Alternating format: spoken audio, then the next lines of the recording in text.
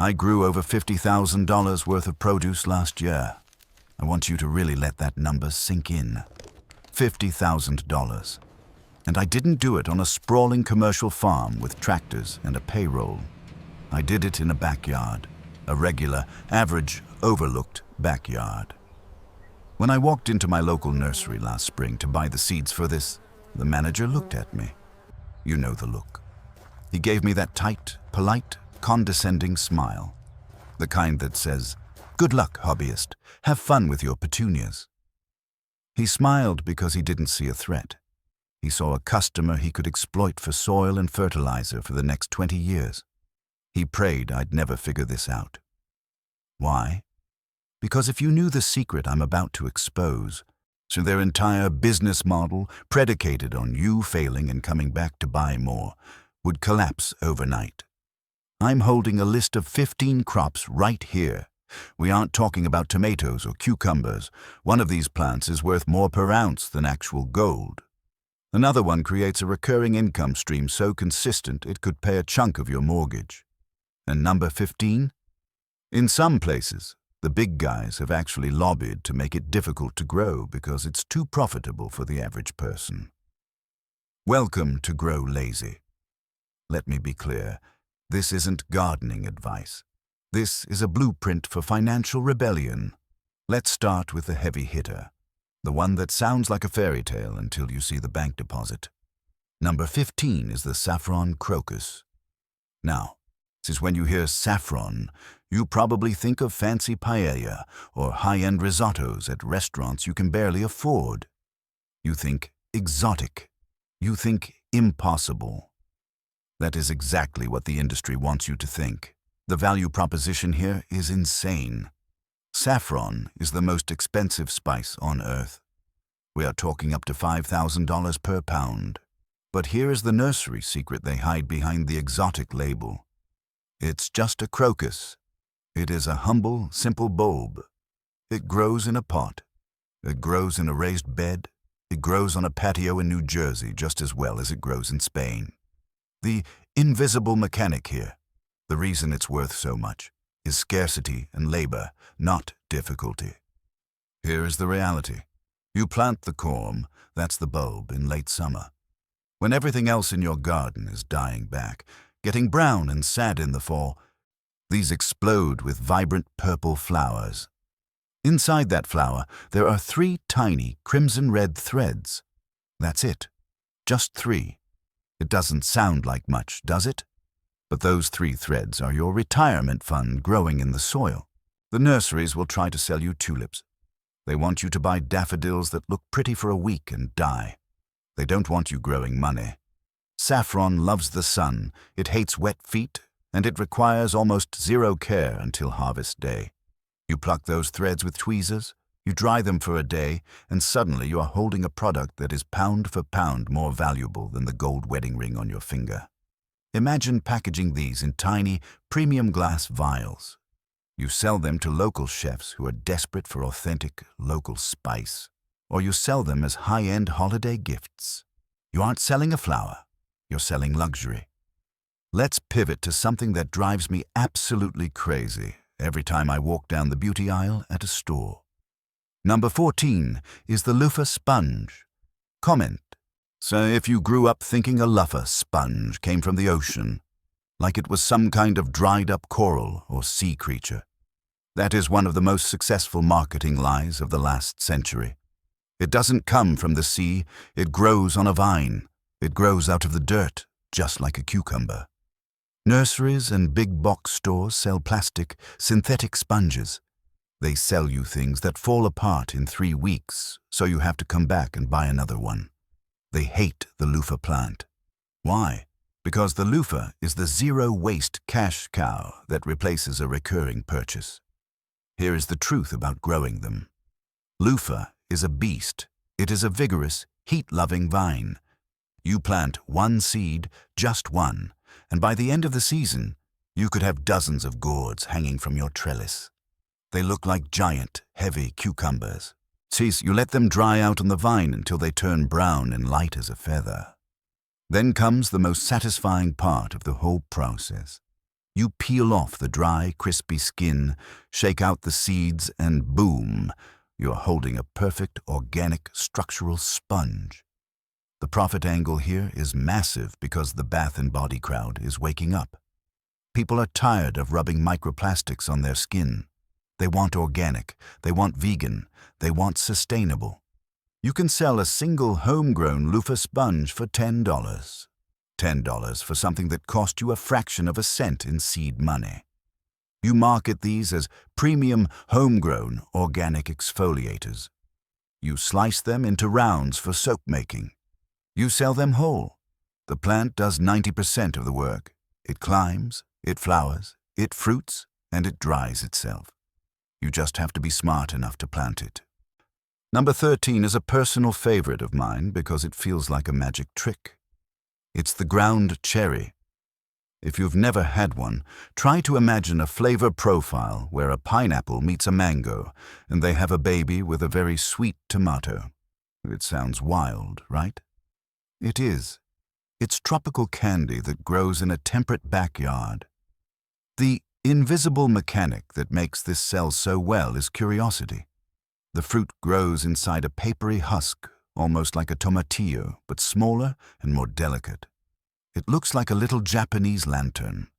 When you hand this to a customer or a friend, they have to physically unwrap it. It feels like opening a tiny gift. That psychological trigger, that tactile experience, makes it unforgettable. And from a grower's perspective, this is the lazy gardener's dream.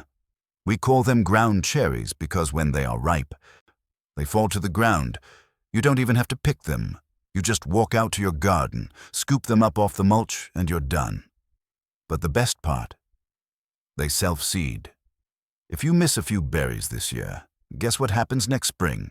They come back. You plant them once and you harvest them forever. Now try finding these at Kroger or Walmart. You can't. They are too delicate for mass shipping. They bruise if you toss them in a giant crate.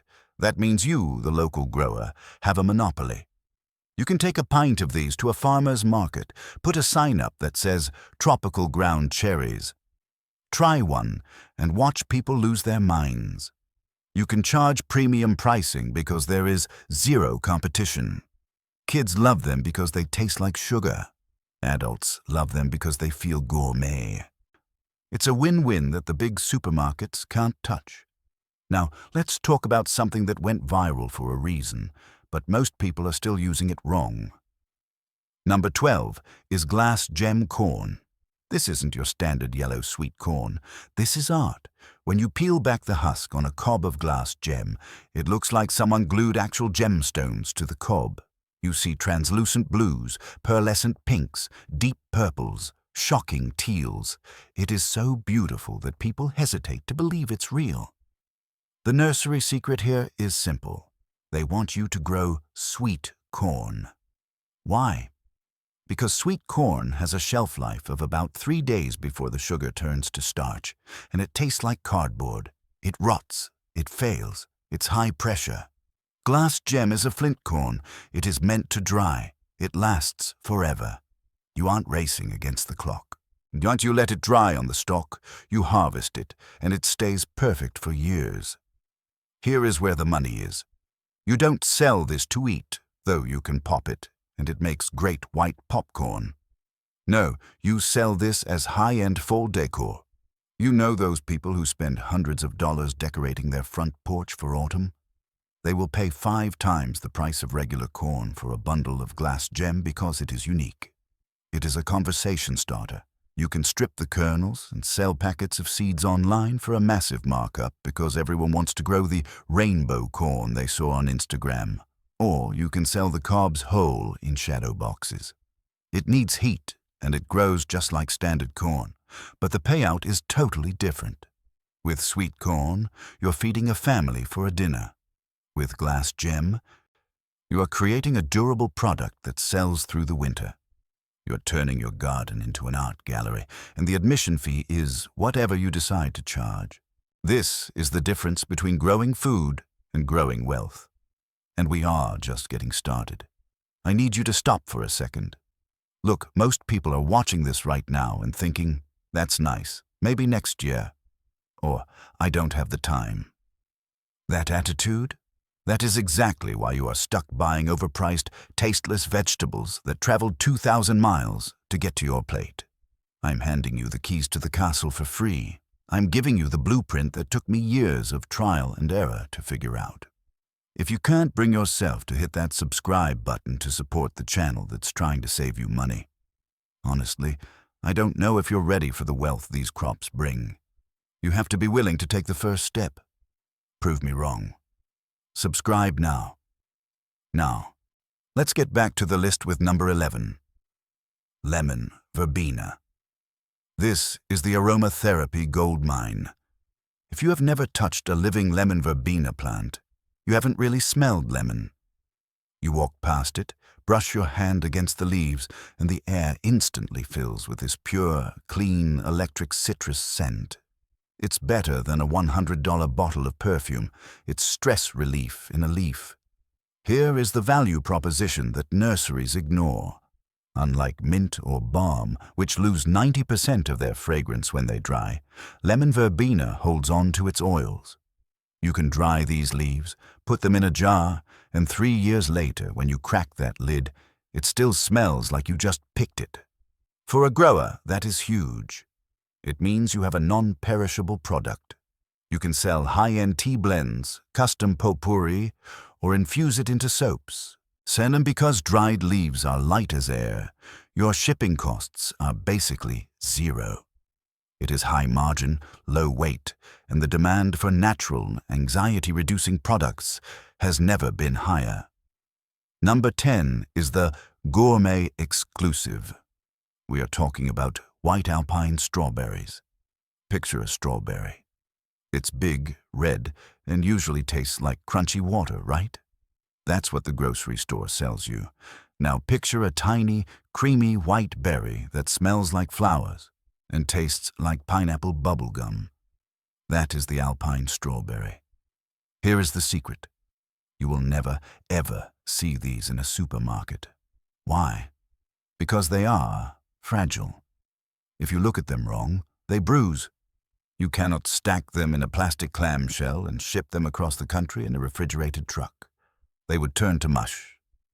That fragility is your monopoly. Because the big supply chains can't touch them, you are the only source. You can grow these in the shade. They actually prefer it, and they are perennials, so they come back every year. Who buys them? Pastry chefs, wedding caterers, people who want a garnish on a $15 dessert that screams luxury. You show up to a high-end restaurant with a pint of these perfectly intact, white, aromatic jewels, and you name your price.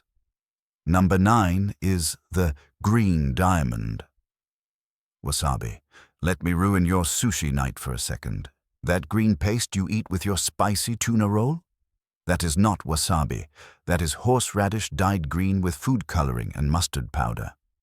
Real wasabi comes from a thick, knobby stem, and it is one of the rarest crops on the planet. Real fresh wasabi sells for $100 to $150 per pound.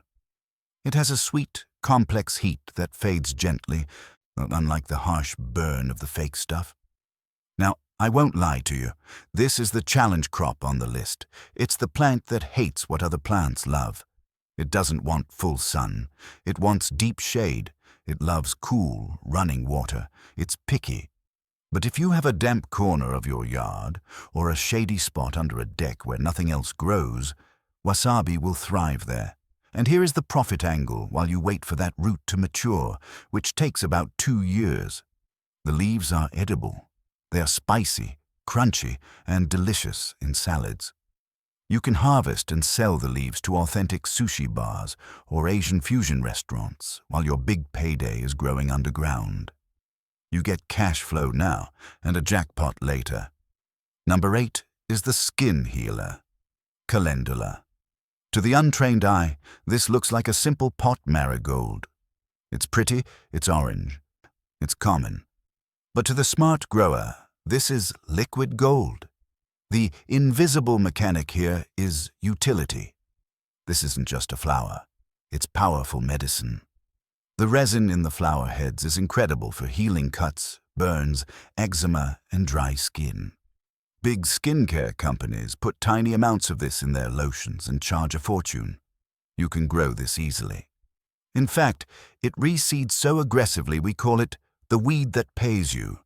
You plant it once, and you will have calendula forever. The money isn't in selling the fresh flower, though. It's in the value add. You pick the flowers, dry them, and infuse them into olive oil or almond oil. That oil turns a bright, beautiful orange. You mix that with some beeswax to make a salve, and suddenly, a packet of seeds that cost you $2 turned into $500 worth of organic skin balm. That you are selling a finished product, not just a raw material. And that brings us to number 7.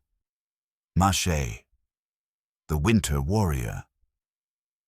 This is for everyone who gets depressed in January because their garden is dead. When your neighbor's garden is brown, frozen, and desolate, you could be printing money with fresh green leaves. Mache, also known as corn salad, is a European secret. It is a tiny, nutty, tender green that actually tastes better when it's freezing outside. It laughs at frost. The nursery secret here is strictly operational. Nurseries close in the winter. They lay off their staff. They want you to stop gardening so they can stop working. They don't want you to know that you can grow food year-round because they aren't open to sell you the supplies. But chefs know. In the dead of winter, when the only lettuce available is that sad, wilted stuff shipped from 3 time zones away, mache is fresh and alive. Because of that scarcity, you can sell it for a premium. You become the only game in town. It's low effort, high reward, and it keeps your cash flow moving when every other grower is hibernating. We are officially halfway through. I need you to pause and look at the notes you've taken. If that page is blank, you are literally leaving money on the table. You are watching a roadmap to financial independence and treating it like entertainment. Stop it. The next crop on this list is so powerful it is actually legally restricted in some commercial sectors because it disrupts the market. Do not let this opportunity slip through your fingers like sand. If you are serious, and I mean truly serious, about changing your financial future and firing your grocery store, like this video right now, don't be the person who scrolls past their own breakthrough. All right, number 6. This is the superfood survivor, sea buckthorn. If you are a tough love gardener, this is your plant. Most crops need coddling. They need the perfect pH to the perfect water schedule, the perfect temperature. Sea buckthorn laughs at that. It thrives in neglect. You plant this shrub once, and it becomes a fortress. It produces these bright, neon orange berries that are packed with more vitamin C than an orange. But the real money isn't just in the juice. It's in the oil. If you go to a high-end beauty counter, you will see sea buckthorn oil listed as a miracle ingredient for anti-aging. A tiny 100 milliliter bottle of cold-pressed oil sells for $70. $70. For oil from a berry that grows on a bush you barely have to water. The nursery secret here is biological. Sea buckthorn is a nitrogen fixer. That means while it is growing you a fortune in berries, its roots are actually pulling nitrogen from the air and injecting it into your soil. It heals your land while it fills your wallet. You market this as the beauty berry. You sell the juice to the health-conscious crowd who are tired of acai and want the next big superfood. You sell the berries to smoothie shops.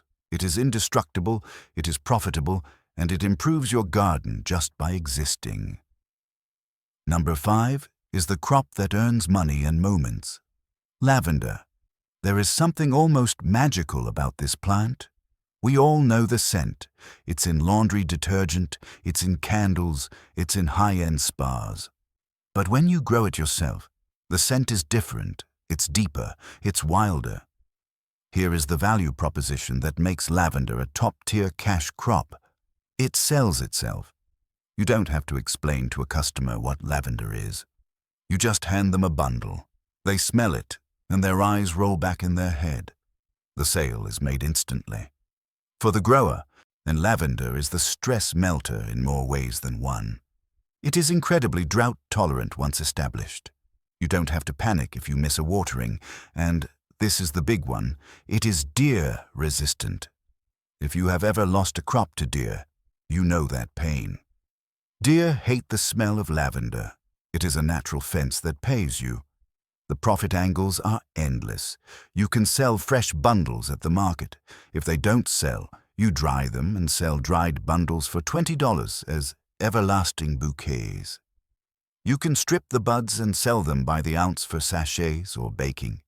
You can infuse sugar. It is a crop that has zero waste. Every part of the flower has value. And while it's growing, it turns your backyard into a purple haze that buzzes with bees and looks like a magazine cover. It earns you money. Yes, but it also buys you peace. Number 4 is the sugar killer. Stevia. You have seen the white powder in packets at the coffee shop, but did you know it comes from a green, leafy bush you can grow on your patio? This plant is 300 times sweeter than sugar. 300 times. A single leaf, chewed raw, tastes like you just ate a spoonful of syrup, and yet it has 0 calories. 0 glycemic index impact. The narrative here is powerful. Big Sugar hates this plant. And they do. Because why would you buy a bag of processed sugar when you can clip a few leaves from your garden to sweeten your tea, your coffee, or your oatmeal? For the home grower, stevia offers a distinct niche market. You aren't competing with Domino sugar. You are selling to diabetics. You are selling to the keto crowd. You are selling to people who are desperate to get off the sugar addiction train, but still want sweetness in their lives. It is a perennial in warm zones, which means it comes back. If you live in a cold climate, you dig it up, put it in a pot, and it sits in your sunny window all winter, keeping you supplied. You harvest the leaves, dry them until they are crispy, and crumble them into a green powder. You sell that powder in small jars. The markup is incredible because you are solving a health problem, not just feeding a hunger. Number 3 is the long game. Ginseng. This is where we separate the amateurs from the investors. Most gardening is about fast turnover. Plant a radish, eat a radish. Ginseng is different. Ginseng is an asset. The hook here is simple. The older it gets, the richer you get. Wild simulated ginseng, that means ginseng grown in natural forest conditions without chemicals, can fetch hundreds of dollars per pound. I've seen roots go for prices that would make your jaw drop. The nursery secret? Nurseries hate ginseng. They want you to buy annuals every spring. And they don't want you planting something that sits in the ground for 5, 7, or 10 years. They can't monetize your patience, but you can. If you have a wooded area, a dark corner with deep shade where nothing grows, that is your gold mine. You plant the seeds in the fall, and then you wait. It is an investment account in your soil. While you are sleeping, while you are working your day job, while you are growing your lettuces and tomatoes, that ginseng is down there, getting thicker, getting more potent, accumulating value every single day. When you finally harvest, it's not a grocery run. It's a payday. Number 2 is the 10-day paycheck. Microgreens. If ginseng is the long game, microgreens are the sprint. This is the crop for the impatient. This is the crop for the person who says, I need cash flow next week, not next year. Here is the invisible mechanic. Speed. While the tomato grower is waiting 90 days for their first fruit, worrying about blight and hornworms, you have already planted, harvested, and sold your crop 9 times. 9 times. You don't need land. You don't need a tractor. You need a garage, a spare room, or a basement. You need standard 10 by 20 trays, some soil or coconut coir, and simple LED shop lights. You grow radish, broccoli, sunflower, peas. You harvest them when they are 2 inches tall, right when the first true leaves appear. That is when the flavor is most intense and the nutrient density is off the charts. Chefs are begging for this. They don't want the wilted stuff from the broadline distributor. They want fresh, living product that lasts on the plate. You walk into a restaurant with a sample tray of spicy radish micros, and you walk out with a standing order. A subscription service. It is the ultimate cash flow business. It funds the rest of your garden. It pays for your tools. It pays for your seeds. It is the engine that keeps the farm running. And finally, we arrive at number 1, the shadow empire, gourmet mushrooms. This isn't just a crop. It's a biological machine. It grows in the dark. It eats trash, sawdust, straw, coffee grounds, and it poops gold. We are talking about oysters, lion's mane, shiitake. These aren't the white button mushrooms you see for $2 a pound.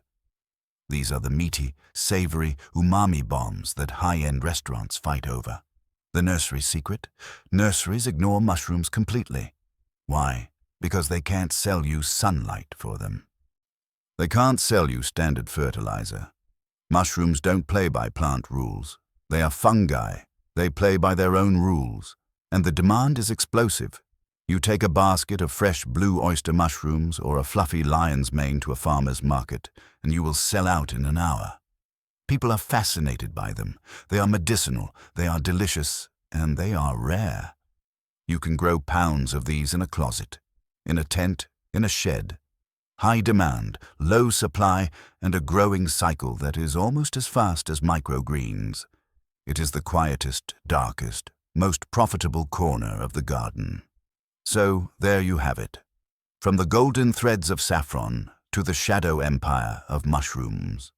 From the patience of ginseng to the speed of microgreens. You have seen the list. You have seen the potential. The nurseries rely on your ignorance.